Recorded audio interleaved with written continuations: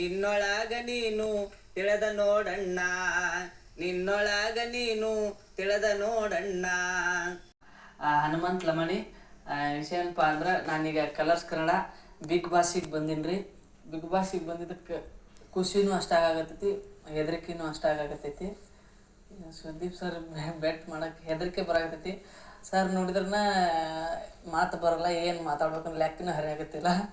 First time ನೋಡಾಕತ್ತೀನಿ Sudeep ಸರಿಗೆ. ಮನೆಯೊಳಗೆ bore ಆದ್ರೆ ಹಾಡು ಹೇಳ್ತೀನಿ, ಡ್ಯಾನ್ಸ್ ಮಾಡ್ತೀನಿ, ಮಕ್ಕತೀನಿ, ಊಟ ಮಾಡ್ತೀನಿ. ಕೋಪ ಬಂದಾಗ ಸಮಾಧಾನ ಮಾಡ್ಕೊತೀನಿ.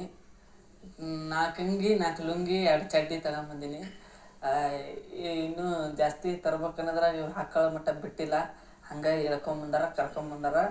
ಬಟ್ಟೆ ಅವನು ಹೋಗೋದು ಹಾಕತ್ತೀನಿ. ಒಳ್ಳೆ ಜಗದೀಶ್ ಸರ್ ಭಾಳ ಚಲೋ ಇದ್ರೆ ಚೆನ್ನಾಗಿ ಮಾಡ್ತಿದ್ರೆ. ಏನಿಲ್ಲ, ಅವರು ಖುಷಿ ಆಗ್ಯಾರ. ಸ್ವಲ್ಪ ಹುಷಾರಪ್ಪ, ಅಲ್ಲಿ ಹೋದ್ರೆ ಜಗಳ ಮಾಡ್ತಾರ, ಭಾಳ ಇದೈತಿ, ಹುಷಾರಿ ಅಂತ ಹೇಳಕ್ಕೆ ಖುಷಿ ಆಗ್ಯಾರ. ಒಂದು ಸೈಡ್ ಖುಷಿ ಆಗ್ಯಾರ, ಒಂದು ಸೈಡ್ ಬೇಜಾರು ಆಗ್ಯಾರ. ಫೋನ್ ಇರಲ್ಲ, ಏನಿಲ್ಲ, ಬಿಟ್ಟಿರೋಕೆ ಆಗಲ್ಲ. ಹಂಗಾಗಿ ಸ್ವಲ್ಪ ಎಲ್ಲರೂ ಹೆಂಗೆ ಇಷ್ಟು ದಿನ ಸಪೋರ್ಟ್ ಮಾಡ್ಕೊಂಡು ಬೆಳೆಸ್ಕೊಂಬಂದಿರಿ, ಹಂಗೆ ಇದಕ್ಕೂ ಸಪೋರ್ಟ್ ಮಾಡಿರಿ, ಆಶೀರ್ವಾದ ಮಾಡಿರಿ. ಎಲ್ಲರಿಗೂ ಧನ್ಯವಾದಗಳು. ನಮಸ್ಕಾರ. TRP ಎಂಬ ಮಾಯಾಲೋಕದೊಳಗೆ ವಾಹಿನಿಗಳ ದತ್ತುಪುತ್ರ ಹನುಮಂತ. ಜಿ ಕನ್ನಡದಲ್ಲಿ ಪ್ರಸಾರವಾಗುತ್ತಿದ್ದ ಸರಿಗಮ ಕಾರ್ಯಕ್ರಮದ ಮೂಲಕ ಬೆಳಕಿಗೆ ಬಂದ ಗಾಯಕ ಹನುಮಂತ ಈಗ ಕರ್ನಾಟಕದ ಮನೆಯ ಮಾತಾಗಿದ್ದಾನೆ. ಕೆಲವು ಸುದ್ದಿ ಮಾಧ್ಯಮಗಳ ಪಾಲಿಗೆ ನಿತ್ಯ ಕನವರಿಕೆಯಾಗಿದ್ದಾನೆ. ಹಾವೇರಿ ಜಿಲ್ಲೆಯ ಸವಣೂರು ತಾಲೂಕಿನ ಚೆಲ್ಲೂರು ಬಡ್ನಿ ಗ್ರಾಮದ ಈ ಹಳ್ಳಿ ಪ್ರತಿಭೆ ಸಿಗುತ್ತಿರುವಷ್ಟು ಪ್ರಚಾರ ಬಹುಶಃ ಇತ್ತೀಚಿನ ದಿನಗಳಲ್ಲಿ ಯಾವೊಬ್ಬ ರಾಜಕಾರಣಿ ಅಥವಾ ಸಿನಿಮಾ ಸ್ಟಾರ್ ನಟರಿಗೂ ಹೀಗೆ ಸಿಕ್ಕಿರುವ ಸಾಧ್ಯತೆಗಳಿಲ್ಲ. ಅಷ್ಟರ ಮಟ್ಟಿಗೆ ಇದು ಹನುಮಂತ ಮಾಧ್ಯಮ ಲೋಕದೊಳಗೆ ಸೃಷ್ಟಿಸಿರುವ ಅಲೆ ಎದ್ದು ಕಾಣಿಸ್ತಾ ಇದೆ.